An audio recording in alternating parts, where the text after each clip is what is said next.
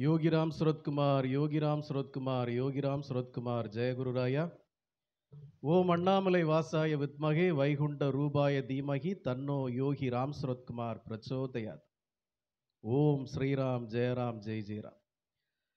அன்பான பகவான் எம்பெருமான் யோகி ராம் சுரத்குமார் அவருடைய பரம பக்தர்களே, எல்லோருக்கும் நமஸ்காரம். நிறைய பேர் நம்முடைய யூடியூப் சேனல்லையும் ஃபேஸ்புக்லேயும் நிறைய பக்தர்கள் கேட்குறது என்னென்னா, சுவாமி நாங்கள் புதுசாக நாமம் சொல்ல ஆரம்பிச்சிருக்கோம், புதுசாக நாமம் சொல்ல தொடங்கியிருக்கோம், எங்களுக்கு அதை எப்படி சொல்கிறதுன்னு தெரியல, முக்கால்வாசி நேரம் எங்களுக்கு அது ஞாபகத்துலேயும் வரமாட்டேங்குது. அப்போ அந்த நாமத்தை சொல்கிறதுக்கு நாங்கள் என்ன பண்ணணும்? இனிஷியலாக ப்ரைமரியாக நாங்கள் ஆரம்பிக்கிற நாங்கள் பகவானுடைய நாமத்தை எப்போதும் சொல்கிறதுக்கு அதுக்கு என்னென்ன வழிமுறைகள் இருக்குது, அது மறக்காமல் இருக்கிறதுக்கு என்ன வழிமுறைகள் இருக்குது, நாங்கள் அது எப்படி எந்த விதத்தில் அது சொன்னால் அது சரியாகும், எங்களுக்கு வருங்காலத்துக்கு சரியாகும் அப்படின்னு நிறைய பேருடைய கேள்வி இருக்குது. அப்போ புதிதாக முதலாவதாக பகவானை அறிஞ்சு பகவானுடைய நாமத்தை சொல்ல தொடங்குறவங்க, இப்போ அந்த நாமம் சொல்கிறதுங்கிறது ஒரு ஒரு ஒரு எஜுகேஷனாக ஒரு ஒரு கல்வி திட்டம் மாதிரி அதை சொல்ல தொடங்குறவங்க எப்படி அதை சொல்ல தொடங்குனா அது நல்லா இருக்கும் அப்படிங்கிறத இன்னைக்கு சத்சங்கத்தில் பார்ப்போம். இனிஷியலாக பகவான் யோகிராம் சுரத்குமார் கிட்ட வர்றவங்க எம்பெருமான் யோகிராம் சுரத்குமாரை பற்றின ஒரு புரிதல் இருக்கணும். முதல்ல கோத்ரூ பண்ணணும் ஃபுல்லாக. பகவான் யோகிராம் சுரத்குமார் யார், அவர் எதற்காக இங்கே அவதாரம் எடுத்து வந்தார், அந்த அவதாரத்தின் நோக்கம் என்ன, அந்த அவதாரத்தால் அவர் சாதித்தது என்ன, அவர் இந்த பூ உலகில் பூத உடலில் வாழ்ந்த காலத்தில் அவர் நிகழ்த்திய அற்புதங்கள் என்ன, அவர் எல்லோருக்கும் சகல ஜனங்களுக்கும் செய்த சாதனைகள் என்ன, அவரால் இந்த பிரபஞ்சம், இந்த உலகம், இந்த இந்தியா, பாரதம் அடைந்த நன்மைகள் என்ன, அவரை பற்றி பலர் என்னென்ன கருத்துக்களை சொல்லியிருக்கிறார்கள், அவரால் பலனடைந்தவர்கள் யார் யார், அந்த பலனடைந்தவர்களெல்லாம் பகவானை பற்றி என்ன சொல்கிறார்கள், பகவான் நாமத்தை சொல் நாமத்தை சொல் நாமத்தை சொல்னு சொன்னாரே, அந்த நாமத்தை பற்றி இதற்கு முன்னாடி யாராவது சொல்லியிருக்காங்களா, அந்த நாமத்தை சொல்கிறதால உள்ள சிறப்புகள் என்ன, இப்படிங்கிறத பற்றி எல்லாம் அவர் கோத்ரூ பண்ணணும். இது எனக்கு கோத்ரூ பண்ணுறதுக்கு வாய்ப்பே இல்லையே சாமி, நான் புக்கு படிக்கிற பழக்கம் இல்லை, இல்லைனா எனக்கு படிக்கிற பழக்கம் இல்லை, இல்லை இதெல்லாம் நான் எங்கே போய் தேடுறது அப்படின்னா, இந்த யோகி ராம் சுரத்குமார் நாம பிரச்சார குடில் அப்படிங்கிற யூடியூப் சேனலில் நீங்கள் கொஞ்சம் பின்னாடி போனீங்கன்னா இதை பற்றின எல்லா டீட்டெயிலும் நாம் சத்சங்கமாக பேசியிருக்கிறோம். அப்போ அதை போய் நாம் ஒவ்வொரு சத்சங்கத்தையும் கேட்டோன்னா இதை பற்றின எல்லா விளக்கமும் சொல்லியிருக்கோம். அப்போ பிரைமரி இனிஷியலாக நம்ம பகவான் யோகி ராம் சுரத்குமாருடைய நாமத்தை சொல்ல தொடங்குறவங்க முதல்ல ஒரு விஷயத்தை நாம் மைண்டில் நல்லா ஏற்றி வச்சுக்கணும். பரீட்சைக்கு மக்கப் பண்ணுற மாதிரி ஒரு விஷயத்தை முதல்ல நீங்கள் நல்லா புரிஞ்சு வச்சுருக்கணும். என்ன புரிஞ்சு வச்சுருக்கணும்? நாம் இந்த வருஷம் இத்தனாம் தேதி பிறந்தோம், இத்தனை வயசு வரைக்கும் வாழ்ந்துட்டோம், இத்தனை வயசு வரைக்கும் நம்ம எவ்வளவோ சுவாமிகளையும் இவ்வளவோ கோயில்களுக்கும் நாம் அலைஞ்சிட்டோம், எங்கே போயும் எனக்கு ஒரு நிம்மதி இல்லை, எங்கே போயும் எனக்கு ஒரு பெரிய ஒரு இன்பமான ஒரு சூழ்நிலை உலகத்தில் இல்லை, என்னுடைய வாழ்க்கையில் ஒரு பெரிய மறுமலர்ச்சி இல்லை, என்னுடைய குழந்தைகளுக்கு ஒரு பெரிய டெவலப்மெண்ட் இல்லை, என்னுடைய வீட்டில் ஒரு பெரிய மகிழ்ச்சி இல்லை, குடும்பத்தில் ஒரு பெரிய முன்னேற்றம் இல்லை, தொழிலில் எந்த ஒரு பெரிய சாதனைகளும் இல்லை, உடல்நிலையில் பெரிய முன்னேற்றம் இல்லை, இதெல்லாம் என்னுடைய வாழ்க்கையில் இத்தனை வருஷம் நான் அனுபவிச்சிருக்கேன். இப்போது ஏதோ இந்த யோகி ராம் சுரத்குமார் நாம பிரச்சார குடில் அப்படிங்கிற பேரில் இந்த குருஜி சிவகுமார் அவர் ஏதோ ஒரு புதுசாக ஒரு கான்செப்ட் சொல்கிறார். அப்போ இது என்னன்னு நாம் முதல்ல புரிஞ்சுக்குவோம் அப்படிங்கிற ஒரு மைண்ட் செட்டில் வரணும். நாம் இங்கே என்ன சொல்கிறோம், புதுசாக நாமம் சொல்ல தொடங்குறவங்களுக்கு நீங்கள் முதல்ல ஒன்று புரிஞ்சுக்கணும், இத்தனை ஆண்டுகள் நான் பெரிய பெரிய வழிபாடுகளும் பெரிய பெரிய தெய்வங்களை வழிபட்டும் எனக்கு ஒன்றும் நடக்கலை. ஆனால் நடக்கலை நான் சொல்ல வரமாட்டேன், அந்த தெய்வங்களையெல்லாம் நீங்கள் வழிபட்டதின் பயனாக, நம்ம ஏற்கனவே சத்சங்கத்தில் சொல்லியிருக்கோம், அதை கேட்காதவங்களுக்கு நான் புதிதாக திரும்பவும் சொல்கிறேன், நீங்கள் சிவனை வழிபட்டதன் பலனாக, நாராயணரை வழிபட்டதன் பலனாக, விநாயகரை வழிபட்டதன் பலனாக, முருகனை வழிபட்டதன் பலனாக, கருமாரியம்மனை வழிபட்டதன் பலனாக நீங்கள் இப்போ யோகிராம் சுரத்குமார்கிட்ட சேர்ந்திருக்கீங்க. இது நம்ம ஏற்கனவே பழைய பக்தர்களுக்கு தெரியும், புதிதாக வந்தவர்களுக்கு நான் சொல்கிறேன். எப்படி சேர்ந்திருக்கீங்க? நான் தான் ஏற்கனவே சொல்வேன், இந்த உலகம் நம்மளை எதை பேஸ் பண்ணி நம்ம வாழ்கிறோம், நம்முடைய கர்ம வினைகளை பேஸ் பண்ணி வாழ்கிறோம். நாம என்ன செய்தோமோ அதுதான் நமக்கு திரும்ப கிடைக்கும். நாம என்ன கொடுத்தோமோ இந்த பிரபஞ்சத்துக்கு அது நமக்கு திரும்ப கிடைக்கும். அதுதான் கர்மா. நம்முடைய எண்ணங்களும், நம்முடைய செயல்களும், நம்முடைய பேச்சுக்களும் தான் நாம போடுற கர்மா. இந்த கர்மானால தான் நமக்கு எல்லாம் இப்ப நடக்குது. நம்ம முன் ஜென்மத்தில செய்த வினைகள், இப்ப செய்த வினைகள்னால தான் இவ்வளவு துன்பங்களும், கஷ்டங்களும், நோய்களும் நமக்கு வருது. இத அனுபவிக்கிறது யாரு? நாம இல்ல, நம்ம ஆன்மா.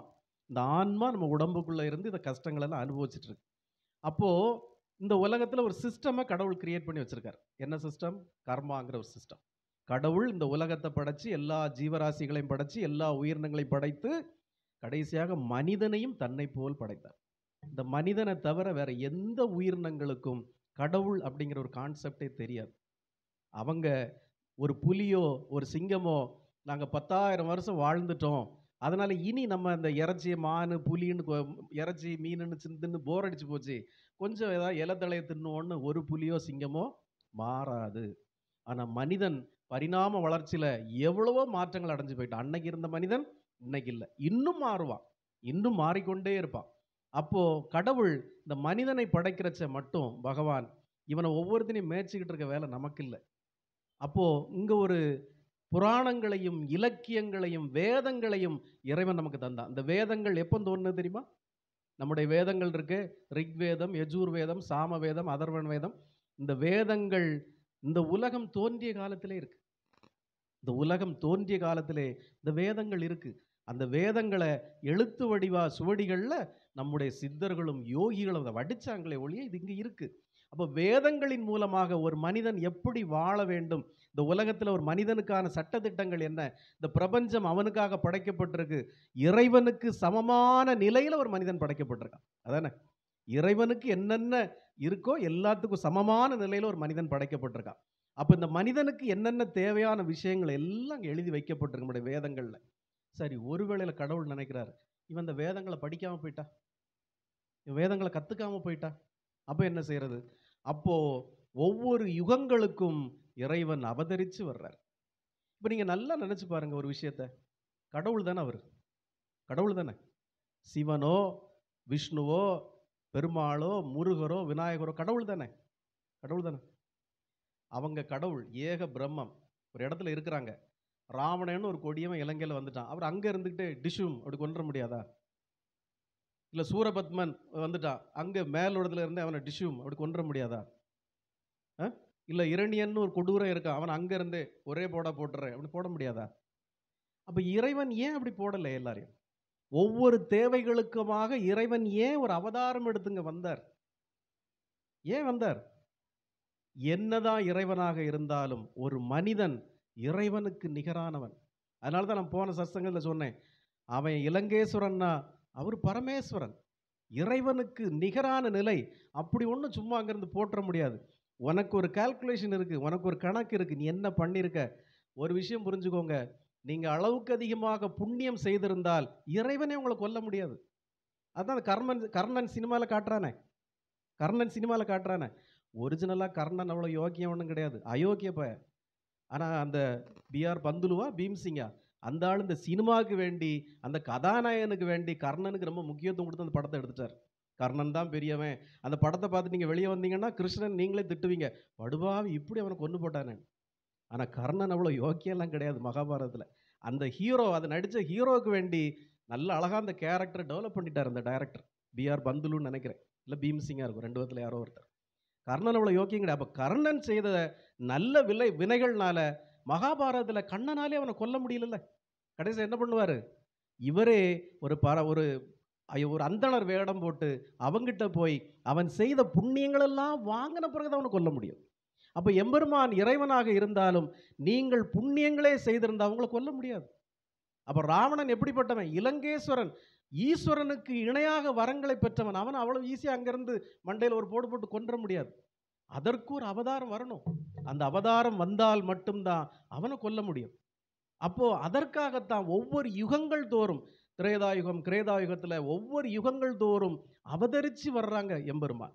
அதுல இந்த கலியுகத்தில் வந்தவர் தான் பகவான் யோகிராம் சுரத்குமார். நிறைய பேர் வந்தாங்க, ஐயா வைகுண்டர் வந்தார், நிறைய பேர் வந்தாங்க.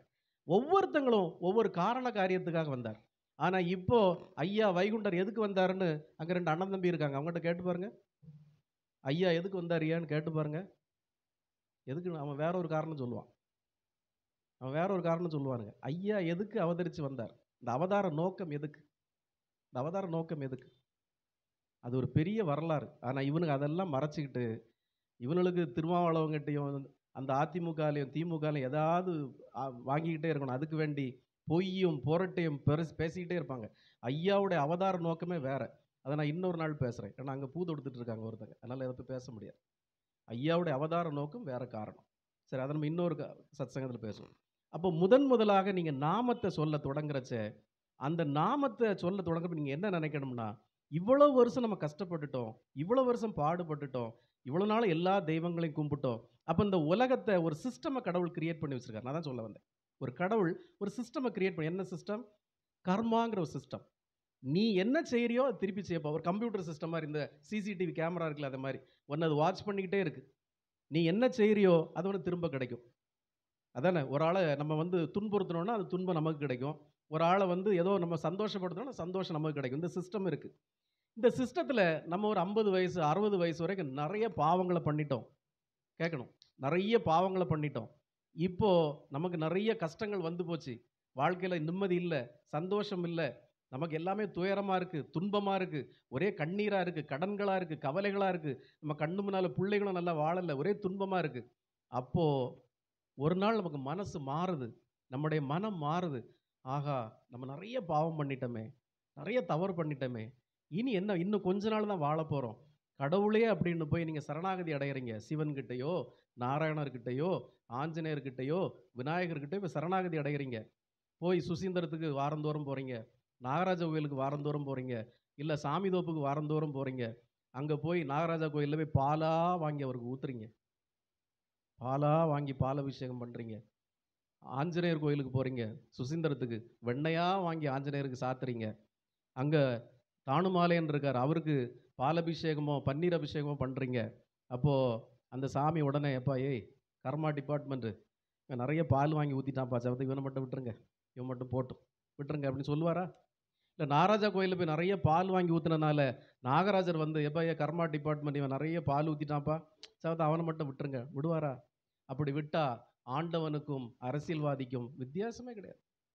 நீங்கள் என்னதான் ஊற்றினாலும் கடவுள் உங்களை மன்னிச்சு விட்டுருவார். உடனே எல்லாத்தையும் மறந்துட்டு விட்டுருவார். நீங்கள் செய்த அநியாயங்கள் அத்தனையும் அவர் அட்ஜஸ்ட் பண்ணி விட்டுருவார், கணக்கில் டேலி பண்ணிடுவாருன்னா அதில் நமக்கு இந்த உலகத்தில் எல்லாரும் பண்ணலாமே, அதான உண்மை. இந்த உலகத்தில் எல்லாரும் ஒரு குறிப்பிட்ட வயசு வரைக்கும் பணத்துக்கு வேண்டி எல்லா பாவத்தையும் பண்ணிட்டு கடைசியில் ஒரு 10 லிட்டர் பாலை வாங்கி கொண்டு ஊற்றினோன்னா சரியாக போயிடும்னா எல்லாரும் அதை பண்ணலாம். அப்போது நம்முடைய பாவங்கள் போகுமா? போகாது. இப்போ உங்களுக்கு ஒரு சந்தேகம் வரும், அப்போ நாங்கள் என்ன தான் பண்ணணும்? பாவம் பண்ணிட்டோம், சரி இப்போ சாமிகிட்ட போய் மன்னிப்பு கேட்குறோம், பாலபிஷேகம் பண்ணுறோம், பன்னீர் அபிஷேகம் பண்ணுறோம், சந்தன அபிஷேகம் பண்ணுறோம், இப்போ இதுக்கெல்லாம் பிரயோஜனம் இல்லைன்னா நாங்கள் என்ன தான் பண்ணணும்? அப்போ சாமி கும்பிட வேண்டாமா? அப்படி தோணும்ல? தோணுதில்லை? இங்கே தான் ஒரு ட்விஸ்ட் வச்சுருக்காரு கடவுள். என்ன ட்விஸ்ட் வச்சுருக்காருன்னா, இந்த உலகத்தை படைத்தது யார்? கடவுள். எம்பெருமான் ஈஸ்வரனாக இருக்கலாம், நாராயணனாக இருக்கலாம், பிரம்மாவாக இருக்கலாம், யாரோ ஒரு கடவுள் இந்த உலகத்தை எல்லாம் படைச்சி எல்லாம் சிஸ்டம்லாம் எப்படி வச்சுருக்காரு உங்களுக்கெல்லாம் தெரியாது. டாக்டர்ஸ்கிட்ட கேளுங்க, அனாட்டமி படிங்க. அனாட்டமி பார்த்தீங்கன்னா வாட் அ கிரியேஷன், பிரமிச்சு போயிடுவீங்க நீங்கள். இப்படி ஒரு படைப்பா? எந்த உலகத்தில் எந்த மிஷினுக்குள்ளேயாவது இவ்வளோ இறைச்சியும் இல்லை இவ்வளோ காய்கறி இவ்வளோ அரிசியும் போட்டால் உங்களுக்கு இத்தனை லிட்டர் ரத்தம் தருமா? ஆனால் அந்த உடம்புக்குள்ள எவ்வளோ பெரிய அற்புதங்களை கடவுள் படைச்சு வச்சிருக்காரு தெரியுமா? முதல்ல உங்கள் உடம்புக்கு எந்த வியாதி வந்தாலும் உங்கள் உடம்பே அதை சரி பண்ணுறதுக்கு அவ்வளோ முயற்சி பண்ணும். நீங்கள் தீயை வச்சு கொளுத்துனா கூட உடனே அந்த படை வீரர்களை என்ன தீ பிடிச்சிட்டுன்னு உங்களை காப்பாற்றுறதுக்கு அவ்வளோ முயற்சி பண்ணும். நீங்கள் மருந்தை குடிச்சிட்டா கூட உடனே எதிர்த்து உங்கள் உடம்பு அவ்வளோ போராடும் அந்த காப்பாற்றுறது, உங்கள் உயிரை காப்பாற்றுறது. முடியாத பட்சத்தில் தான் அது தோற்று போகும். அப்போ இந்த உடம்போட படைப்பை நீங்கள் பார்த்தீங்கன்னா இறைவனை மறக்கவே மாட்டேன். இவ்வளோ கிரியேஷனா, என்னென்ன கிரியேஷன்! இது கூடுனா இது இறங்கும், இது இறங்குனா இது கூடும், ஒன்னொன்னு டேலி பண்ணுறதுக்கு என்னெல்லாம் படைச்சு வச்சிருக்காரு கடவுள். நீங்கள் அனாட்டமி படிச்சீங்கன்னா, ஃபிசியாலஜி படிச்சீங்கன்னா, அவ்வளோ மைக்ரோபயாலஜி படிச்சீங்கன்னா அவ்வளோ விஷயங்கள் அதில் இருக்குது. கடவுளோட கிரியேட்டிவிட்டி. ஏன் இந்த உலகத்தையே பாருங்களேன், இந்த உலகத்தில் எவ்வளோ பெரிய கிரியேட்டிவிட்டி கடவுள் கொடுத்துருக்காரு. ஒவ்வொரு மரங்களையும் செடிகளையும் ஒவ்வொரு விஷயங்களையும் நீங்கள் போய் படிச்சீங்கன்னா கடவுள் எவ்வளோ பெரிய ஆள், எவ்வளோ விஷயங்களை படைச்சு வச்சிருக்காரு. இந்த உலகம் தானே சுழன்று இவ்வளோ பேலன்ஸில் நிற்கிதே, அந்த இடத்துல எப்படி நிற்கிது? இதெல்லாம் எவ்வளோ பெரிய ஒரு எஜுகேஷன். வாங்க உட்காருங்க. எவ்வளோ பெரிய விஷயம் நீங்கள் யோசித்து பாருங்க. சேர் எடுத்து போடுங்க. எவ்வளவு பெரிய விஷயம் யோசித்து பாருங்க. அப்போ இந்த கடவுள், இத்தகைய இறைவன் நம்மை செய்த அந்த அவரே கிரியேட் பண்ண சிஸ்டத்துல இருந்து அவர் நழுவுவாரா? அவர் நழுவுவாரா? இப்ப நீங்க சைலன்ஸ், கீப் சைலன்ஸ். இப்ப இந்தியால இருக்கீங்க, இந்தியால எங்க வேணாலும் ஒண்ணுக்கு போலாம். இந்தியால எங்க வேணாலும் காரி துப்பலாம். இந்தியால எந்த லைட் வேணாலும் அடிச்சு உடைக்கலாம். பஸ்ஸே அடிச்சு உடைக்கலாம். ட்ரெயினே அடிச்சு உடைக்கலாம். அரசாங்கம் அப்புறம் வந்து கேட்டா கேட்கும். உங்களுக்கு ஒரு எம்எல்ஏ தெரியும்னா நீங்க தப்பி போயிடலாம். இல்ல அட்லீஸ்ட் ஒரு கவுன்சிலர் தெரியும்னா கூட நீங்க தப்பி போயிடலாம். ஒன்றும் பிரச்சனை கிடையாது. திடீர்னு துபாய்க்கு போறீங்க, திடீர்னு சிங்கப்பூர்ல போய் இறங்குறீங்க. அங்க ஒரு சிஸ்டம் இருக்குல்ல, அங்க ஒரு ரூல்ஸ் அண்ட் ரெகுலேஷன் இருக்குல்ல. இங்க துப்பக்கூடாது, இங்க ஒண்ணுக்கு போகக்கூடாது இருக்குல்ல. நீங்க கண்டிப்பா அதை அட்ஜஸ்ட் பண்ணி தானே வாழணும். அதே போல தான் அந்த உலகத்துல நாம கடவுள் நம்மளை படைச்சு விட்டுட்டாரு. இங்க ஒரு சிஸ்டம் கடவுள் வச்சிருக்காரு. அதை புரிஞ்சுட்டு தான் நம்ம வாழணும். ஆனா நம்ம புரியல. அப்போ இந்த வேதங்கள் அந்த மனிதன் படிக்காம போயிடுவானோ அப்படின்னு சொல்லிதான் கடவுள்கள் எல்லாம் அவதாரமாக வந்து நமக்கு வாழ்ந்து காட்டிட்டு போனாங்க. எப்படி வாழணும், ஒரு ராமன் எப்படி வாழ்ந்தா, அந்த ராம அவதாரத்துல தகப்பன்னா எப்படி இருக்கணும், தாயின்னா எப்படி இருக்கணும், சித்தின்னா எப்படி இருக்கணும், அண்ணன் தம்பின்னா எப்படி இருக்கணும், மனைவிங்கிறவ எப்படி இருக்கணும், எல்லாம் சொல்லி வச்சிருக்கான். ஆனா நாம அதையும் பார்க்கல. அவதார நோக்கங்களையும் நாம பார்க்கல. நாம நம்ம இஷ்டத்துக்கு வாழ்றோம். எப்படி வாழ்றோம்? எனக்கு நானே ராஜா, நான் வச்சேதான் சட்டத்திட்டம். நம்ம இஷ்டத்துக்கு வாழ்றோம்.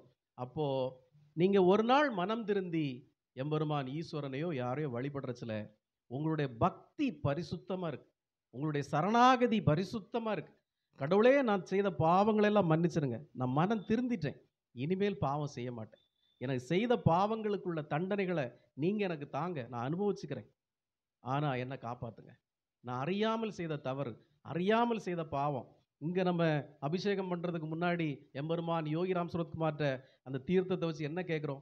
பகவானே, இதுவரைக்கும் செய்த பாவங்கள், அறிந்தோ அறியாமலோ செய்த பாவங்களோ எது இருந்தாலும் மன்னிச்சுக்கோங்க. இப்போ நாங்க உங்கள் திருவடிகளுக்கும் உங்கள் திருமேனிக்கும் அபிஷேகங்கள் பண்ண போறோம். இது எங்களுக்கு எப்படி பண்ணணும்னு தெரியாது. எங்களுக்கு தெரிஞ்ச வகையில் நாங்க பண்றோம். குற்றம் குறைகள் இருந்தா பொறுத்து மன்னித்து எங்களுடைய அன்பை ஏற்றுக்கொண்டு எங்களுக்கு அருள் புரியுங்க பகவான். இந்த ஒரு பிரார்த்தனையை வச்சு தான் நாம் அபிஷேகம் பண்றோம். பகவான் ஏற்றுக்கொள்வார். இதே போல நீங்க ஈஸ்வரன்ட்ட நாகராஜா கோயில்லையோ சுசீந்திரத்திலேயோ போய் உங்களுடைய சரணாகதி உண்மையா இருக்கிற பட்சத்துல, உங்களுடைய மனம் திருந்துதல் உண்மையா இருக்கிற பட்சத்துல, உங்களுடைய பக்தி பரிசுத்தமா இருக்கிற பட்சத்துல, நான் ஏற்கனவே சொன்ன மாதிரி சிவனோ பெருமாளோ உடனே இவன் பால் ஊத்திட்டான்ப்பா, நிறைய அபிஷேகம் பண்ணிட்டான், விட்டுருங்கன்னு விட மாட்டார்ல. அப்போ அவங்க என்ன பண்ணுவாங்க? உங்களுடைய பக்தி பரிசுத்தமா இருக்கச்சுல அவங்க இங்க கை காட்டுவாங்க. சரி போப்பா, அங்க போ, அந்த ஸ்பெஷலிஸ்ட்ட போ. ஏன் இங்க கை காட்டுறாங்க? ஏன் இங்க கை காட்டுறாங்க? உங்களுடைய பாவங்களையும் உங்களுடைய கர்ம வினைகளையும் யாராவது ஏத்து எடுத்துக்கணும். எப்படி கர்ணன்கிட்ட இருந்த புண்ணியங்கள் எல்லாம் எம்பெருமான் கிருஷ்ணர் எப்படி வாங்கிக்கிட்டு அவனை கொன்னாரோ, அதே போல உங்களுடைய பாவங்களையும் ஒரு ஆள் வாங்கணும். அப்பதான் நீங்க தப்பிக்க முடியும். புண்ணியங்கள் எல்லாம் வாங்கிட்டு அவனை கொன்னுட்டார். அப்போ உங்களுடைய பாவங்கள் எல்லாம் ஒரு ஆள் வாங்கினா அவங்கள வாழ வைக்க முடியுமில்ல? உங்களுடைய பாவங்களை வாங்குவது யாரு? பகவான் யோகிராம் சுரத்குமார். யோகிராம் சுரத்குமார் மட்டும் இல்லை, இவரை போல வந்த எல்லா அவதாரங்களும், சுசீந்திரத்தில் ஒருத்தர் இருக்காரு, அந்த பக்கம் பொத்தேடியில் ஒருத்தர் இருக்கார். இந்த மாதிரி அவதாரங்களா வந்தவங்க எல்லாருமே உங்களுடைய பணிவு, உங்களுடைய சரணாகதி உண்மையா இருக்கிற பட்சத்தில் அவங்க அதை ஏற்று எடுத்துக்குவாங்க. அப்போ உங்கள்கிட்ட இருக்க பாவங்களை அவங்க ஏற்று எடுத்தாச்சுன்னா அடுத்த கணம் என்ன நடக்கும்? அடுத்த கணம் என்ன நடக்கும்? உங்களுக்கு எல்லா நன்மைகளும் நடக்கும். இப்போ ஒரு விஷயம், உங்கள்கிட்ட ஏற்கனவே நிறைய பாவம் பண்ணி வச்சிருக்கீங்க. அது எப்படி நீங்க எடுத்துக்கணும்னா, பேங்க்ல நீங்க நிறைய கடன் வாங்கி வச்சிருக்கீங்க, பேங்க்ல நிறைய லோன் வாங்கி வச்சிருக்கீங்க. அதை மாசம் மாசம் நீங்க இஎம்ஐ கட்டிக்கிட்டே இருக்கணும். உங்களால முடியல, பணம் கட்ட முடியல, இஎம்ஐ கட்ட முடியல, துன்பமா இருக்கு. பேங்க்காரன் வந்து ஃபோன் போட்டு நாயை பேன்னு திட்டுறான், நீங்க அவ்வளோ அவஸ்தைப்படுறீங்க. இதெல்லாம் உங்க கர்மா, கடன். இப்போ திடீர்னு நான் வந்து சொல்றேன், எப்பா ஒரு 1,00,000 ரூபா தரேன், ஃபிக்ஸட் டெபாசிட்ல போட்டு வச்சுக்கோ, மாசம் மாசம் வட்டி கிடைக்கும், அதை வச்சு கொஞ்சம் நிம்மதியாக வாழ்ன்னு சொல்றேன். இந்த ஃபிக்ஸட் டெபாசிட் தான் உங்களுடைய புண்ணிய காரியங்கள். அதை இது வரைக்கும் நீங்கள் கடன் வாங்கியிருக்கீங்க, இந்த கடன் இப்படி நெருங்கிட்டே வருது. ஹியர் ஆஃப்டர் இங்கேருந்து நீங்கள் வந்து ஃபிக்ஸட் டெபாசிட்டில் 1,00,000 ரூபா போட்டிருக்கீங்க. இப்போ அந்த கடன் குறைஞ்சிக்கிட்டே வருது. இப்போ நீங்கள் கடன் வாங்கலை, இப்போ நீங்கள் மறந்துருந்தீங்க, ஒரு ஃபிக்ஸட் டெபாசிட் போட்டுட்டீங்க, இதில் உள்ள வட்டி உங்களுக்கு கிடைக்க ஆரம்பிக்குது கொஞ்சம் கொஞ்சமாக. அப்போ அந்த ஃபிக்ஸட் டெபாசிட்டுக்கு பிறகு, ஃபிக்ஸட் டெபாசிட்டுக்கு முன்னால் இந்த கடன் கொஞ்சம் கொஞ்சம் கொஞ்சமாக நெருங்கி வந்துக்கிட்டே இருக்குது. இந்த ஃபிக்ஸட் டெபாசிட் உங்களுக்கு வாழ்வு தந்துக்கிட்டே, இது இப்போ நீங்கள் செய்கிற புண்ணியம். இப்போ இதில் இன்னொரு விஷயம் நான் சொல்கிறேன். இப்போ நீங்கள் ஃபிக்ஸட் டெபாசிட் போட்டுட்டீங்க, இது எப்படி போடுறீங்க? பகவான்கிட்ட வந்து சரணாகதி அடைஞ்சு பகவானுடைய நாமத்தையே சொல்றதுனால இந்த ஃபிக்ஸட் டெபாசிட் உங்களுக்கு வருது. சரி பொழைச்சு போ, மாதம் ஒரு சின்ன வட்டி வரும் வச்சு காப்பாற்றிட்டு போ. இதில் நான் என்ன சொல்கிறேன், இதில் இன்னொரு வாய்ப்பு உங்களுக்கு இருக்குது. இந்த ஃபிக்ஸட் டெபாசிட்ல ஒரு வட்டி வருது இல்லை, இதை டபுள் ஆக்குறதுக்கு நான் ஒரு வழி சொல்கிறேன் நான் உங்களுக்கு. அது என்ன வழின்னா, நீங்கள் பகவானை சரணாகதி அடைந்ததன் மூலம், பகவானுடைய நாமத்தை சொல்கிறதன் மூலமாக உங்களுடைய லோன் குறைஞ்சிக்கிட்டே வருது. அது இன்னும் 2-3 வருஷத்தில் தீந்துரும் அந்த லோனு. அப்புறம் இந்த ஃபிக்ஸட் டெபாசிட் உள்ள வட்டி உங்களுக்கு போதும், அதை வச்சு நீங்கள் வாழலாம். இப்போ நான் உங்களுக்கு ஒரு குருவாக உங்களுக்கு என்ன ஒரு வாய்ப்பு தரேன்னா, இந்த ஃபிக்ஸட் டெபாசிட்டில் இருந்து உங்களுடைய 1 லட்ச ரூபா ஃபிக்ஸட் டெபாசிட்ல இருந்து ஒரு 75,000 லோன் எடுங்கன்றேன். ஒரு 75,000 லோன் எடுங்க. இந்த ஃபிக்ஸட் டெபாசிட்ல வட்டியும் குறையாது, அது தந்துகிட்டே தான் இருப்பான். இந்த லோனை எடுத்து நீங்கள் 2 பைசா வட்டிக்கு வெளியே கொடுங்கன்றேன். இப்போ 1% இன்ட்ரெஸ்ட் தான் பேங்குக்கு, பாக்கி 1% இன்ட்ரெஸ்ட் உங்கள் கையில் இருக்குது. டபுள் இன்கம் ஆயிட்டுல, புரியுதுல? நீங்கள் நாளைக்கு லோனை கெட்டாட்டாலும் பேங்கார் அவங்ககிட்ட கேட்க போகிறதில்ல. உங்கள் ஃபிக்ஸட் டெபாசிட்டை க்ளோஸ் பண்ணி அவன் கழிச்சிட்டு மீதே கையில் தரப்போகிறான், அதானே? இப்போ உங்களுக்கு 2 in 1 பர்பஸ் நான் சொல்கிறேன். உங்களுக்கு ஆல்ரெடி பகவான் ஒரு ஃபிக்ஸட் டெபாசிட் போட்டு தந்துட்டார். நீங்கள் நேற்றுல வரைக்கும் கஷ்டப்பட்டுருப்பீங்க, இன்னையிலேருந்து உங்களுக்கு வட்டி கிடைக்க ஆரம்பிக்குது. நான் என்ன சொல்கிறேன், அந்த ஃபிக்ஸட் டெபாசிட்லேருந்து ஒரு லோன் எடுங்க. அந்த லோனை எடுத்து வெளியே 2 பைசா வட்டி கொடுங்க, இல்லை 3 பைசா வட்டி கொடுங்க. 1% இன்ட்ரெஸ்ட் பேங்க்கு கொடுத்து போக, பாக்கி 2% இன்ட்ரெஸ்ட்டை வடிச்சு இன்னும் நீங்கள் சந்தோஷமாக இருங்கன்றேன். அதுக்கு என்ன வழி? சாமி, இந்த ஃபிக்ஸட் டெபாசிட்லேருந்து வட்டி லோன் எடுக்கணுங்கிறீங்களா, அது என்ன சொல்ல வரீங்கன்னு கேட்குறீங்க. அதுதான் நீங்கள் பகவான் யோகிராம் சுரத்குமாரை சரணாகதி அடைந்ததோடு இல்லாமல், அவருடைய நாமத்தை சொல்லுவதோடு மட்டும் இல்லாமல், இந்த ஃபிக்ஸட் டெபாசிட்ல இந்த லோன் எடுக்கிறது என்னன்னா, அவரை பற்றியும் அவருடைய நாமத்தை பற்றியும் பிறருக்கு எடுத்து சொல்வது. நீங்கள் மட்டுமே கும்பிட்டுட்டு இருக்காம, நீங்கள் மட்டுமே சரணாகதி அடைஞ்சு நான் மட்டும் பயனடைஞ்சுக்கிட்டேன், சாமி எனக்கு ஒரு கார் வாங்கி கொடுங்க, சாமி எனக்கு ஒரு வீடு வாங்கி கொடுங்க, சாமி என் பிள்ளை ஒரு கல்யாணம் பண்ணி வச்சுருங்க, இப்படி மட்டுமே இல்லாமல் அவருடைய கருணையை, அவருடைய அற்புதத்தை பிறருக்கு எடுத்து சொல்வதன் மூலமாக 1% வட்டி பேங்குக்கு, பாக்கி 2% வட்டி உங்களுக்கு. இப்போ எக்ஸ்ட்ரா ஒரு இன்கம் வந்துடும்.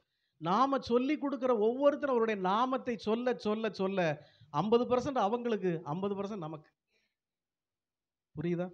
அப்படிதான் அந்த குருக்கள் எல்லாம் நாமத்தை உபதேசம் பண்ணி உபதேசம் பண்ணி தீட்சையா கொடுத்து கொடுத்து கொடுத்து தான் இந்த குருக்கள் எல்லாம் வலிமை பெற்றாங்க. நாம சொல்லி கொடுக்குற ஒவ்வொரு விஷயத்தையும், அற்புதங்களையும் பிறருக்கு அதை கடத்துறப்போ, இப்படி ஒரு பகவான் இருக்கிறாருப்பா, பெரிய கருணை கடல், அவருடைய நாமத்தை சொல்லுப்பான்னு நம்ம சொல்லி கொடுக்க கொடுக்க அந்த புண்ணியம் நமக்கு வந்துக்கிட்டே இருக்கும். இது 2 in 1. நான் சொன்ன புரிஞ்சுதா உங்களுக்கு? அப்போ பகவானை வழிபடுவதோடு மட்டும் இல்லாமல் வெக்கத்தை விட்டு பிறருக்கும் எடுத்து சொல்லணும். இதை தான் மற்ற மதத்துக்காரங்க பேயா அலைகிறாங்க. மற்ற மதத்துக்காரங்க பேயா அலைகிறாங்கல்ல, ரோடு கதை வாங்க வாங்க வாங்கன்னு சொல்கிறது, இது அவங்களுக்கு தான் சொல்லி கொடுத்துருப்பாங்க. இதை போய் சொல்லுங்க, இதை போய் சொல்லுங்க, எல்லாரையும் கூட்டிகிட்டு வாங்க, எல்லாரையும் கூட்டிகிட்டு வாங்க. அப்போது நம்ம அங்கே கூட்டிகிட்டு வர சொல்லலை, எல்லாரையும் கூட்டிகிட்டு வாங்க, எங்கள் இடம் இல்லை, சின்ன இடம், இதை பிறருக்கும் சொல்லுங்க. பகவான் யோகிராம் சுரத்குமார் இருக்காருப்பா, பெரிய அற்புத கடவுள், எல்லாம் தருவார். அப்போது நீங்கள் புதுசாக வந்திருக்கவங்க இந்த நாமத்தை எப்படி நாம் எப்போ சொல்ல படிக்கணும்னா, முதல்ல ஒரு நம்பிக்கை பகவான் மேலே என்ன வைக்கணும்னா, இத்தனை வருஷம் எனக்கு எதுவும் ஆகலை, என் வாழ்க்கை சராசரியாக தான் இருக்குது, இப்போ நான் பகவான்கிட்ட வந்துட்டேன், இனி எல்லாமே பகவான் பார்த்துக்கிட்டோம், என்னால் முடியல, நான் எவ்வளோ முயற்சி எடுத்து என்னால் ஒன்றும் பண்ண முடியல, பகவான் நடத்துவார், பகவான் நடத்துவார். அவருக்கு என்ன நடத்தணும் தோணுதோ அவர் நடத்தட்டும். இல்லை எனக்கு இதைத்தான் பனிஷ்மெண்ட்டாக, எனக்கு இதைத்தான் பரிசாக தருவாருன்னா, அதை நான் 2 கரம் கொண்டு ஏற்றுக்கிறேன். ஏன்னா அவர் தரது, அவர் தரது. இங்கே இருக்கிற மகான்களுக்கு எல்லாம் நோய் வந்தது, இங்கே இருக்கிற மகான்களுக்கு எல்லாம் நோய் வந்தது. ரமண மகரிஷிக்கு கேன்சர் வந்தது, நம்ம சுவாமிக்கு கேன்சர் வந்தது. அவங்க அதை ட்ரீட் பண்ண எல்லாம் ஏற்றுக்கிட்டாங்க. என் தந்தையின் பரிசு, என் தந்தை எது தந்தாலும் எனக்கு நன்மைக்கு தான் தந்திருப்பார், எதையும் எனக்கு தீமைக்காக தரமாட்டார். சரணாகதி, அதுதான் சரணாகதி. உன் பாதத்தில் நான் சரணடைஞ்சிட்டேன், எனக்கு என்ன உண்டோ அதை நீ செய், நான் ஏற்றுக்கிறேன். அப்போ இங்கேருந்து வெளியே போகிறோம், நமக்கு ஏதோ ஒரு கெடுதல் நடந்துட்டு, இப்போ தான் அங்கே போயிட்டு வந்தேன், எனக்கு உடனே இப்படி நடந்துட்டு, அப்படி நினைக்கக்கூடாது. எது நடந்தாலும் நம்முடைய நன்மைக்கே நடக்கிறது அப்படிங்கிற ஒரு சரணாகதி முதல்ல நம்ம மைண்டில் இருக்கணும். அடுத்தது, இந்த நாமம் நமக்கு இவ்வளோ ஈஸியாக ஞாபகத்திலேயோ நாக்கிலேயோ வராதில்ல. அப்போ என்ன செய்யணும்னா, பகவான் யோகிராம் சுரத்குமாரே சொல்லுவார், அதை ஞாபகப்படுத்துகிற விதத்தில் ஏதாவது ஒன்று நம்ம முன்னுக்கு வச்சுருக்கணும். ஒன்று செல்லில் ஒரு படத்தையோ, இல்லை வீட்டில் ஒரு இடத்துல ஒரு படமோ, இல்லை ஒரு விசிறியோ, இல்லை ஒரு சிரட்டையோ, இல்லை ஒரு பெரம்போ, ஏதோ ஒன்று நமக்கு அதை ரிமைண்ட் பண்ணுற விதத்தில்.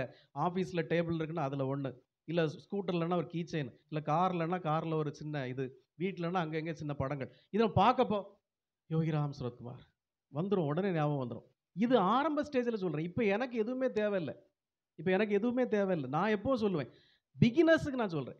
ஆரம்ப காலகட்டத்தில உங்களுக்கு ரிமெம்பரன்ஸுக்கு ஞாபகப்படுத்துறதுக்கு எதையோ ஒண்ணு வச்சுக்கணும். அடுத்தது அப்படி நாம சொல்லி, சொல்லி, சொல்லி நீங்க பழகுறப்போ, கண்டிப்பாக அந்த நாமம் உங்களுக்குள்ள திருப்பி, திருப்பி வந்துகிட்டே இருக்கும். இது வந்த பிறகு எந்த விதத்திலயும் உங்க மனசு மாறக்கூடாது. அதுதான் முக்கியம். அவரு குருஜி சொன்னாரு, சிவகுமாரு சொல்லுங்கன்னு சொன்னாரு. ஆனா சொன்ன பிறகு இப்படி நடக்குதே எனக்கு. அப்ப இது சரியா இருக்காதோ? அந்த சந்தேகத்துக்கே இடம் இருக்காது. ஒரு சைக்காலஜி என்ன சொல்லுது தெரியுமா? யுஎஸ் எஃப்டிஏ அமெரிக்க ஃபுட் அண்ட் ட்ரக் கண்ட்ரோல் அவன் ஒரு ஆராய்ச்சியில என்ன சொல்றான் தெரியுமா? இப்போ நான் சிவகுமார், உங்கள யாரையும் சொல்லல. நான் ஒரு சிவகுமார். என்கிட்ட நல்ல விவரம் உள்ள ஒருத்தன், "சிவகுமார் உனக்கு கேன்சர் இருக்குப்பா உன் உடம்புல" அப்படின்னு சொல்ல வேண்டிய விதத்துல என் மண்டையில அடிச்சு ஏத்திட்டான்னா, எனக்கு கேன்சர் வந்துருங்கிறான். ஏன்? ஏன் சொல்றான்? இல்லாத நோய உனக்குள்ள இருக்கு, இருக்கு, இருக்கு. உனக்கு அப்படி இருக்குமே! லேசா நைட்டு தூக்கம் வராதே! இப்ப நல்லா யோசித்து பாரு அப்படின்னா, நாளடைவிலே இருக்குமோ? அந்த எண்ணமே உனக்கு நோயை உருவாக்கும்ன்றான். யார் நான் சொல்லல, விஞ்ஞானிகள் சொல்றான். அப்போ நீங்க எது நடந்தாலும் என்னுடைய நன்மைக்கே நடக்குது. எல்லாம் என் பகவான் தான் செய்றாரு. இதுவும் என் நன்மைக்கே நீங்க நம்ப ஆரம்பிச்சா, நல்லது தான் நடக்கும். நல்லது தான் நடக்கும். அதனால தான் சொன்னாங்க, எண்ணம் தான் உன்னுடைய வாழ்க்கை. நீ எதுவாக ஆக ஆசைப்படுகிறாயோ, அதுவாகவே ஆவாய்னார் விவேகானந்தர். நம்முடைய எண்ணங்கள் தான் வாழ்க்கை. நான் நல்லா இருப்பேன். பகவான் எனக்கு ஒரு குறையும் வைக்க மாட்டார். நான் இன்னைக்கு கஷ்டப்படுவனா இருக்கும். ஆனா அடுத்த கணம் நான் நல்லா இருப்பேன். நான் ஹேப்பியா இருப்பேன். என் பிள்ளைகள் நல்லா இருக்கும். என் வீட்ல மகிழ்ச்சி வரும். இந்த பாசிட்டிவ் தாட்ஸ் வர, வர, வர பகவான் உங்களுக்குள்ள நிறைவார். அடுத்தது இந்த புதிதாக நாமம் சொல்ல தொடங்குறவங்க, உங்களுக்குள்ள தேங்கி கிடக்கிற குப்பைகள் எல்லாம் எடுத்து வெளிய எறியணும். எங்க காலியா ஒரு இடம் இருக்கோ, அங்க தானே புதுசா தண்ணி பாய்க்க முடியும். ஏற்கனவே சாக்கடை நிறைஞ்சு இருக்கு. அதுக்குள்ள எங்க தண்ணி வரும்? ஏற்கனவே சாக்கடை ஒரு குடம் நிறைய இருக்கு. அதுக்குள்ள எங்க தண்ணி கொண்டு விட முடியும்? அப்ப நீங்க உங்க எண்ணங்களில் இருக்கக்கூடிய மனசில் தேங்கி கிடக்கிற அத்தனை குப்பைகள வெளியேறிங்க. அது என்ன குப்பை? அது என்ன குப்பை? என் பொண்ணு கல்யாணம் பண்ணணும். ஐயோ! அது நடக்கணும். வீட்டுக்குள்ள கடன் ஐயோ! ஐயோ! அது 1000 பிரச்சனை இருக்கு. இந்த எண்ணங்கள் எல்லாம் தூக்கி வெளியிடுங்க. ஆனா நான் சொல்றது கேட்கறதுக்கு நல்லா இருக்கும். ஆனா அவ்வளோ ஈஸி கிடையாது. அந்த ஈஸியாக்குறதுக்கு தான் நான் சொல்றேன். நீங்க பகவானுடைய நாமத்த கெட்டியா பிடிக்க, பிடிக்க, பிடிக்க எனக்கு என் பகவான் நல்லதே செய்வார். அவர் எனக்கு எந்த கெடுதலும் செய்ய மாட்டார்ங்கிற நம்பிக்கை உங்களுக்குள்ள வர, வர உங்களுக்குள்ள தேங்கி கிடக்கிற குப்பைகள் எல்லாம் வெளிய போகும். அது வெளிய போக, போக, போக இறை சக்தி உங்களுக்குள்ள வந்து நிரம்பும். நிச்சயம் நிரம்பும். அது இல்லாம நானும் கோயிலுக்கு வரேன், நானும் சாமி கும்பிடுறேன், நானும் வீட்ல விளக்கு கொளுத்துறேன், நானும் பட்டை போட்டுக்கிறேன், நான் அது பிரயோஜனமே கிடையாது. பக்தின்னா என்னங்கிறத நீங்க முதல்ல தெரிஞ்சுக்கணும். இப்ப நாளைக்கும் சத்சங்கம் இருக்கு. அதிலயே நெறைய பேசணும். அதனால இன்னைக்கு எல்லாத்தையும் சொல்லிட முடியாது. அந்த நாம பிரச்சார குடில்ங்கிறத நம்ம எதுக்கு வச்சிருக்கோங்கிறத தான் நாளைக்கு நான் சொல்லணும்னு நெனச்சிருக்கேன். ஏன்னா எல்லாரும் இது ஏதோ இவரு ஒரு கோயில் வச்சிருக்காரு, இவரு ஒரு சாமியாரு, இவரு ஏதோ சொல்லிட்டு இருக்காரு. சாமியார்னா யாரு? சாமியார்னா யாரு? சிவகுமார் சாமியார் இல்ல. சாமி யார் அப்படின்னு தேடுறவன் தான் சாமியார். சாமி யாரு அப்படின்னு தேடுறவன் தான் சாமியார். நான் சாமியை கண்டுபிடிச்சாச்சே. அப்புறம் எனக்கு என்ன சாமியார்னு பேரு. நான் சாமியார் கிடையாது. நான் அவருடைய அடிமை. அவருக்கு பணிவிடை செய்கிற ஒரு அடிமை. அவர் என்ன சொன்னாரோ அத நான் சொல்லிட்டு இருக்கிறேன் உங்களுக்கு அவ்வளவுதான். நான் சாமியார் கிடையாது. இது கோவிலும் கிடையாது. இங்க வாழ்க்கைக்கான தத்துவங்களும், நீங்க எப்படி வாழ வேண்டும்ங்கிற தத்துவங்கள நம்ம சொல்லிக் குடுத்துட்டு இருக்கிறோம். நீங்க மூட நம்பிக்கைகள எடுத்து தூர விடுங்கன்னு நம்ம சொல்றோம். நமக்கு என்ன சொல்லி தந்திருக்கான்? சிலைய வீட்ல வைக்கக்கூடாது. அதுக்கு அபிஷேகம் பண்ணலன்னா சாமி வந்து அடிச்சுருவாரு. அதுக்கு டெய்லி விளக்கு கொளுத்தலன்னா அவங்கள கொன்றுவாரு. அது அப்படி சாமிய வீட்ல வச்சனால தான் அவங்க வீட்ல இப்படி நடந்து போச்சு. சாமிய வைக்கக்கூடாது. இவ்வளோண்டு தான் சாமி வைக்கணும். ஒரு அடியில வச்சோம்னா பெரிய பிரச்சனை ஆயிரும். ஏப்பா அப்படி ஒரு சாமி இருக்காரா என்ன? அப்படி ஒரு சாமி இருக்காரா? சாமி வந்து இன்னைக்கு விளக்கு வைக்கலன்னா இவன புடிச்சு கைய உட. இவன் இன்னைக்கு எனக்கு நெய்வேத்தியம் வைக்கல. அவன புடிச்சு கழுத்த அறுத்துரு. அப்படி ஒரு சாமி சொல்லுவாரா? நாம வைக்கிற அந்த எச்சிய திங்கிற அளவுல சாமி உட்கார்ந்திருக்காரு. ஏன் அவன் இன்னைக்கு எனக்கு பூ போடல. அவன ஒரு அடி அடிச்சுட்டு வா. இவன் எனக்கு இன்னைக்கு விளக்கு கொளுத்தி வைக்கல. அவன கால கைய உடைச்சிரு. அப்படியே சாமி செய்வாரு. கிடையவே கிடையாது. இந்த மாரி மூட நம்பிக்கைகள தூக்கி தூர விடுங்க முதல்ல. தூர விட்டுருங்க. ஒரு வருஷம் கோயிலுக்கு போகக்கூடாது. யாராவது வீட்ல இறந்துட்டா. இப்ப நம்ம ஐயரே சொல்றான். சாமி எங்க அப்பா இறந்துட்டாரு. கொஞ்ச நாளைக்கு வர முடியாது. ஏன்? ஏன் வர முடியாது? சாவு எல்லாருக்கும் வரும். இறைவன் உங்களுடைய உடம்புக்கு அருள் புரியல. உங்க ஆன்மாக்கு தான் அருள் புரிகிறார். அப்ப நம்ம ஏற்கனவே சத்சங்கத்துல சொல்லியிருக்கோம். ஏன் ஒரு இறந்த வீட்ல இருந்து ஏன் கொஞ்ச நாளைக்கு கோயிலுக்கு வரக்கூடாதுன்னு சொல்லியிருக்காங்க? ஏன்? ஏன் சொல்லியிருக்காங்க? யாராவது வீட்ல இறந்து போனா கொஞ்ச நாளைக்கு கோயிலுக்கு வராது ஏன் சொன்னாங்க? அந்த காலத்துல கால்ரா, அம்மை, பொக்கன், மண்ணு இப்படி 1000 நோயில தான் சாவாங்க. இப்ப கொரோனா மாதிரி. ஒரு வீட்டில் ஒருத்தன் அந்த மாதிரி நோய் வந்து செத்து போனா அந்த வீட்டில் உள்ளவங்களுக்கு இருக்கும்ல அந்த வியாதி, அந்த வீட்டில் உள்ளவங்களுக்கும் அந்த வைரஸ் இருக்கும்ல. அதனால எப்போ கோயிலில் 1000 பேர் வந்து நிற்பான், உங்கள் வீட்டிலேருந்து யாரும் வராதீங்கப்பா, கொஞ்ச நாள் வீட்டுக்குள்ளே இருங்க, எல்லாம் சரியாகட்டும். அதனால தான் அங்கே செத்த வீட்டுக்கு போயிட்டு வந்தோம்னா குளிக்கிறது, வீட்டுக்குள்ளே வெளியே போய் துணியெல்லாம் கலத்தி போட்டுட்டு வெளியே இருந்தே குளிச்சுட்டு வீட்டுக்கு போகணுங்கிறது எதுக்காக? அந்த வீட்டில் தான் நோய் கிருமிகள் இருக்கும், அது வீட்டுக்கு வந்துடக்கூடாதுங்கிறது தான். ஏன் குழந்தை பெற்றவங்க கோயிலுக்கு போகக்கூடாது? ஏன் குழந்தை பெற்றவங்க கோயிலுக்கு போகக்கூடாது? அது பச்சை உடம்பு, பச்சை மண், சின்ன குழந்தை. கோயிலில் போய் கூட்டத்திலேருந்து ஏதாவது நோய்களை வாங்கிட்டு வந்து அது குழந்தைக்கும் கொடுத்துடக்கூடாதுங்கிறதுனால வெளியே வராதீங்கம்மா, ஒரு நாள் வீட்டுக்குள்ளே இருங்க. அப்போ இதெல்லாம் சாஸ்திரம் கிடையாது, நம்முடைய நன்மைக்கு சொல்லி வச்சிருக்கு. இதை போல தான் எல்லா விஷயங்களும் சனாதன தர்மத்தில், இந்து சமயத்தில் நம்முடைய நன்மைக்கு தான் சொல்லி வச்சிருக்கே ஒழிய உங்களை பயமுறுத்துறதுக்காக சொல்லி வைக்கல. அதை எவனோ ஒருத்தன் உங்களை பயமுறுத்திட்டான், சிலை வைக்காதம்பா, அங்கே வராதன்னுவான், இங்கே வராதன்னுவான். இந்த மூட நம்பிக்கைகளை தூர ஒழுங்க. இப்போ இங்கே எல்லாரும் சாமியை தொடலாம், எல்லாரும் சாமிக்கு சேவகம் பண்ணலாம். நீங்கள் மற்ற கோயில்களில் நம்ம போனால் என்ன நடக்கும்? சுசீந்திரம் போனால் என்ன நடக்கும்? அங்கே ஐயர் பண்ணுவார், நம்ம வெளியேன்னு பார்த்துட்டு நிற்கணும். நீங்கள் பாலை வாங்கி கொடுக்கலாம், பன்னீர் வாங்கி கொடுக்கலாம், பழங்கள்லாம் வாங்கி கொடுக்கலாம். அங்கே பூசாரி பண்ணுவார், நம்ம வெளியேன்னு கும்பிட்டுக்கிட மட்டும் தான் முடியும். ஆனால் யோகிராம் சுரத்குமாரை பொறுத்த மட்டும் நாமளே பண்ணலாம். நாம் பண்ணுறது புண்ணியமா, இல்லை நமக்கு வேண்டிய எவனோ ஒருத்தன் பண்ணுறது புண்ணியமா? நாமளே பண்ணுறது தான் புண்ணியம். அதனால தான் இங்கே வந்து எந்த சாஸ்திரமும் இந்த இடத்துல கிடையாது. சாமி எனக்கு இன்னைக்கு வர முடியாது, ஏன்? எனக்கு இன்னைக்கு வசதி இல்லை, தொலைச்சி விட வந்துங்க நிற்கணும் அப்படின்ற. வசதி இல்லையா? என்ன வசதி இல்லை? உனக்கு வசதி இல்லை, உடம்புக்கு வசதி இல்லை, உனக்கு வசதி இல்லை, இங்கே வந்து இருக்கணும். சாமி நான் குளிக்கல, கொன்று கூட வந்து நிற்கணும். குளிக்காதது, வசதி இல்லாதது, இறைச்சி தின்னுட்டேன், இங்கே பிரச்சனையே கிடையாது, பிரச்சனையே கிடையாது. சாமியை நீ எவ்வளோ தூரம் நீ நெருங்குறியோ அவ்வளோ தூரம் உனக்கு நல்லது. இறைச்சி திங்காமல் இருக்கிறது நல்லது. இறைச்சியா திங்கக்கூடாது, இறைச்சி மீனியாக திங்கக்கூடாது, இறைச்சி மீனியாக திங்கக்கூடாது. ஆல்ரெடி இதெல்லாம் பேசியாச்சு, புதுசாக வந்திருக்கவங்கள சொல்கிறேன், இறைச்சி மீனியாக திங்கக்கூடாது. இப்போ நம்ம வீட்டில் யாரோ ஒருத்தங்க இறந்துட்டாங்கப்பா, நான் உங்களெல்லாம் சொல்லி நானே இறந்துட்டேன்ப்பா வச்சுக்கோ.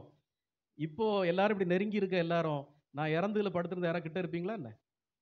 எவ்வளோ சீக்கிரம் அடக்கம் நடக்கும்? எப்போ கொண்டு அடக்குவீங்க? சீக்கிரம் எங்களுக்கு வேலை வெட்டி இருக்குது, சீக்கிரமாக கொண்டு போங்க, அதானே சொல்லுவோம். வீட்டுக்குள்ளே யாராவது வச்சுக்கிட்டு இருப்போமா? ஏன்? நோய் கிருமிகள் வந்துடும், அதானே. இறந்தாச்சுன்னா அடுத்த செகண்ட் எப்போ கொண்டு புதைக்கணுமோ அவ்வளோ சீக்கிரம் புதைக்கணும். இங்கே இவ்வளோ சந்தோஷமாக உட்காந்துருக்கமே, இந்த ஊர் வேலையில் யாராவது உட்காந்துருப்போமா? இவ்வளோ சந்தோஷமாக அங்கே உட்காந்துருக்கோம், யாராவது ஊர் வேலையில் போய் உட்காந்துருப்போமா? ஏன் உட்கார மாட்டோம்? அங்கே எல்லாம் நெகட்டிவ் எனர்ஜி, செத்தவங்களெல்லாம் அடக்க முடியும், நெகட்டிவ் எனர்ஜி. இதே போல தான் செத்த கோழி, செத்த மீன், செத்த ஆடு எல்லாம் அவங்க வயிற்றுக்குள்ளே அடக்கம் பண்ணுறீங்க. செத்த கோழி, செத்த மீன், செத்த ஆடு, இந்த பணத்தை எல்லாம் தூக்கி உங்கள் வயிற்றுக்குள்ளே அடக்கம் பண்ணி நம்ம ஊர் சுடுகாடு மாதிரி ஆக்கி வச்சுருக்கீங்க. நம்ம ஊர் வேலை அப்பா, 2 கோழி அடக்கம் பண்ணியாச்சு, 4 மீன் அடக்கம் பண்ணியாச்சு, 2 ஆட்டையும் அடக்கம் பண்ணியாச்சு. இந்த சுடுகாட்டுக்குள்ளே இருந்தால் உங்களுக்கு என்ன நடக்குமோ அதே தான் உங்களுக்கு நடக்கும். நான் சொல்கிறது உண்மையா இல்லையா? நீங்கள் நாம் எப்படி ஒரு உயிரினமோ அது போல் அதுவும் ஒரு உயிரினம்.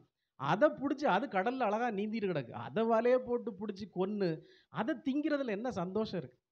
கோழி அதுக்கு பாட்டுக்கு வாழ்ந்துகிட்டு இருக்கு, அதை கழுத்தை வெட்டி அந்த கடையில் போடுவாமல் அது கிடந்து துடிக்கும் பாருங்கள், கிடந்து அது துடிக்கிறப்போ உடம்புல அவ்வளோ அட்ரலின் ஃபார்ம் ஆகும். இப்போ நம்மளை ஒருத்தன் வெட்ட வரான், நான் இப்போ சந்தோஷமாக நிற்கிறேன்ப்பா, நான் இப்போ சந்தோஷமாக நிற்கிறேன். திடீர்னு ஒருத்தன் கேட்டை திறந்துட்டு வெட்டுக்கு எடுத்துட்டு ஓடி வரான், இல்லை என்னல பேசிகிட்டு இருக்க அப்படின்னு. ஒரு செகண்டில் என் உடம்புக்குள்ள என்ன மாற்றம் நடக்கும்? ரசாயன மாற்றம் நடக்கும். எம்மா எவனோ ஒருத்தன் வெட்ட வராங்கிற பயம் வரும்ல, அந்த பயத்தில் நமக்கு வந்து ரசாயன மாற்றம் வரும். அதனால தான் இஸ்லாமியர்கள் வந்து அந்த கலால்னு ஒன்று வச்சுருக்கான், நம்ம வெட்டுறதே அதுக்கு தெரியக்கூடாது. ஏன்னா தெரிஞ்சுன்னா அந்த இறைச்சி கெட்டு போயிடும், அட்ரலின் நிறைய ஃபார்ம் ஆயிரும், நமக்கு சாப்பிட்றதுக்கு ஏற்றது இல்லை, அதெல்லாம் தெரியாமல் அறுத்துறான்.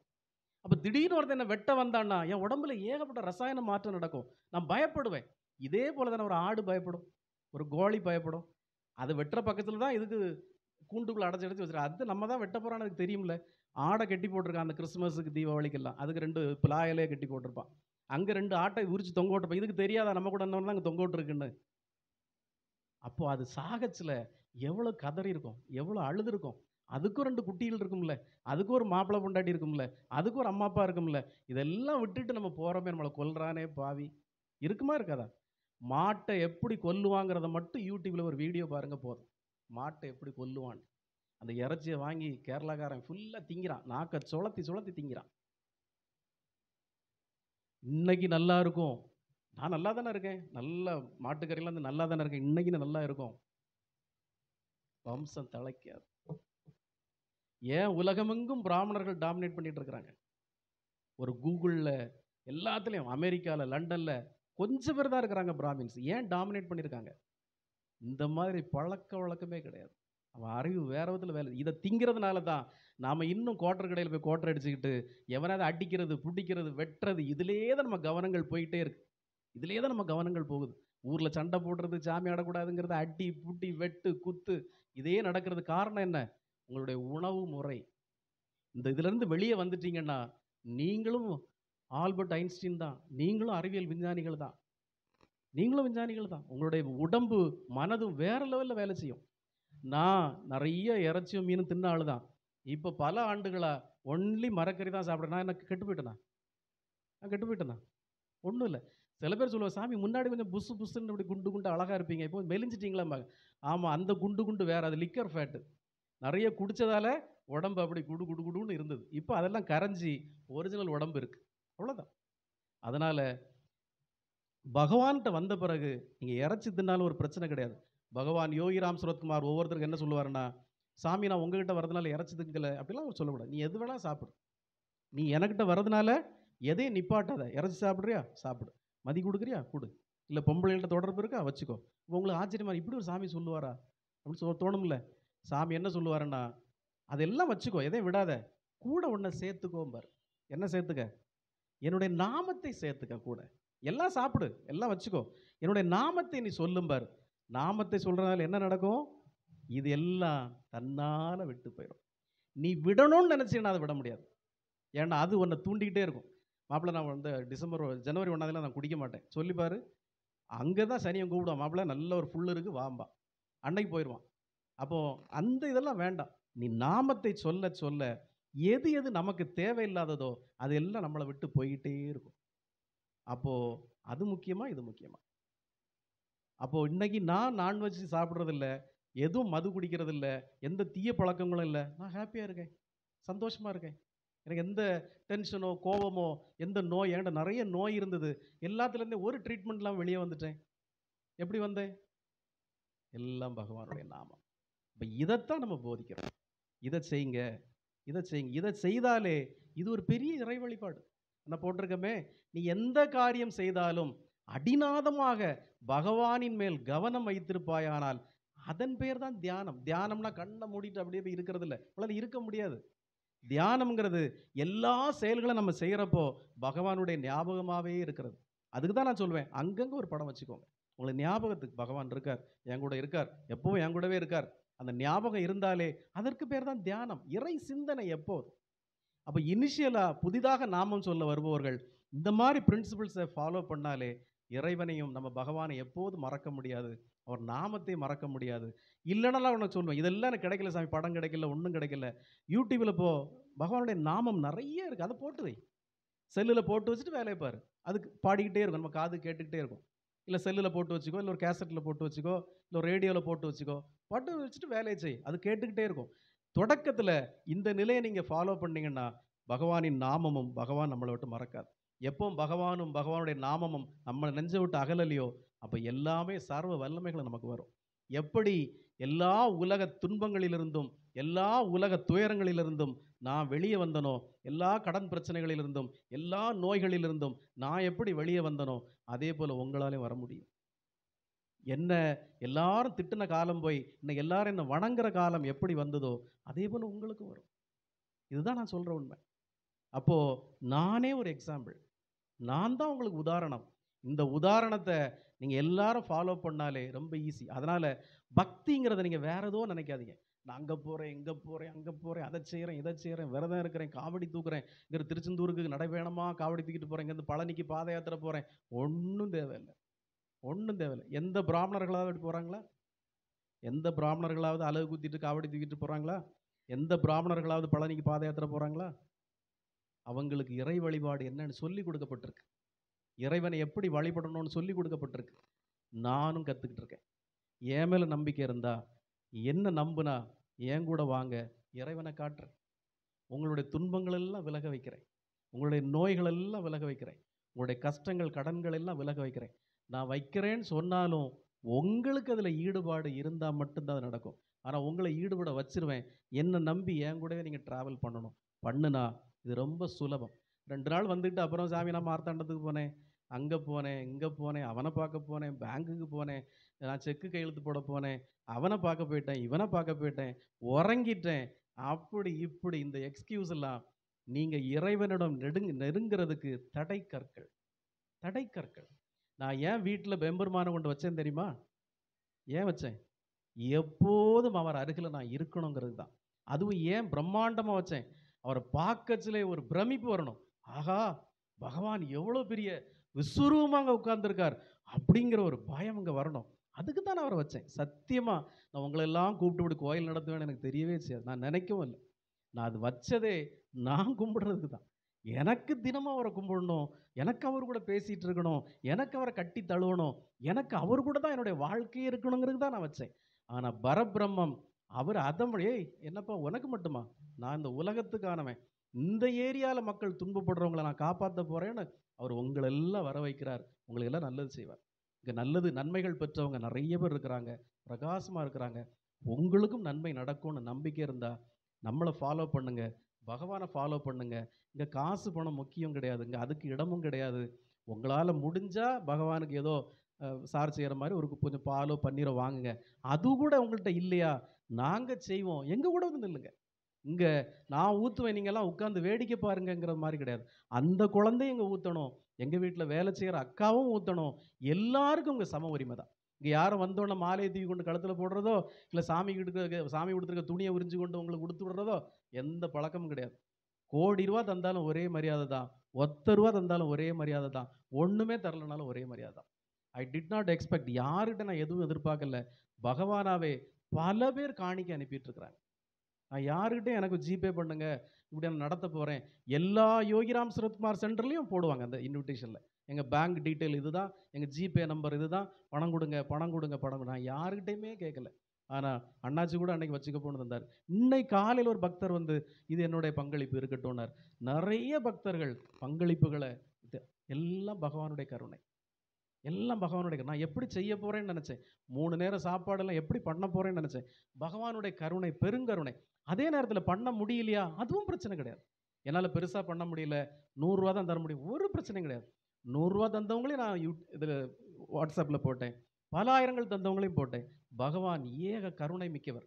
ஒரு காரியம் எப்படி நடக்கணுங்கிறது அவருக்கு தெரியும். ஒரு காரியம் எப்ப நடக்கணுங்கிறது அவருக்கு தெரியும். அவர் மேல பாரத்த போட்டுக்கிட்டு, நாம அவருடைய நாமத்தை மட்டும் சொல்லிட்டு இருந்தோம்னா, சத்தியமாக எல்லாம் நடக்கும். அதுல எந்த மாற்று கருத்தும் கிடையாது. அது நடத்தி தருவார் அவர். இதுதான் உதாரணம். இதுல பல பேர் உதாரணமா இருக்கிறாங்க. ஸோ ஆரம்ப கட்டத்துல இருக்கிற நீங்க இதெல்லாம் ஃபாலோ பண்ணி, பகவான் மேல பாரத்த போட்டு அவருடைய நாமத்த மட்டும் சொல்ல படிங்க. எல்லாமே உங்கள தேடி வரும். எங்கேயும் போய் கூப்பாடும் போட வேண்டாம், கும்மி அடிக்க வேண்டாம், ஒண்ணும் பண்ண வேண்டாம். பகவான் பரிபூரணமா இருக்காரு. இந்த பிரபஞ்ச பரோபகாரி, பிரபஞ்சத்தையே காக்கிறவர் நம்மள காக்க மாட்டாரா? அந்த நம்பிக்கையோட இருங்க. யோகிராம் சுரத்குமார், யோகிராம் சுரத்குமார், யோகிராம் சுரத்குமார் ஜெயகுருராயா. ஓம் அண்ணாமலை வாசாய வித்மகே வைகுண்ட ரூபாய தீமகி தன்னோ யோகி ராம் சுரத்குமார் பிரச்சோதயாத்.